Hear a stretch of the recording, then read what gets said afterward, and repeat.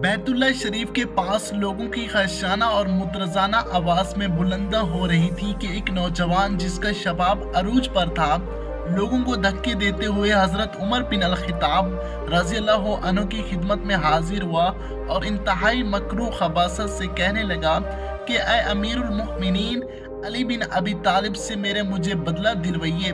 हजरत उमर ने फरमाया कि उसने क्या जुर्म किया है। उस आदमी ने मगरमच्छ के आंसू बहाते हुए कहा कि उन्होंने मेरी आंख पर तमाचा मारा है। हजरत उमर अभी खड़े थे कि हजरत अली रज़ियल्लाहु अन्हु का गुजर हुआ। हजरत उमर ने उनसे पूछा कि आपने उसकी आंख पर तमाचा मारा है ऐ अबुल हसन। हजरत अली ने फरमाया कि जी हाँ अमीरुल मोमिनीन। हजरत उमर ने पूछा कि क्यों। हजरत अली ने फरमाया कि मैंने उसको देखा कि ये तवाइफ काबा के दौरान मुसलमानों की तकद्दुस व इज्जत को पमाल कर रहा था, इसलिए मैंने इसको तमाचा मारा। हजरत उमर ने फरमाया कि ऐ अबुल हसन तुमने अच्छा किया।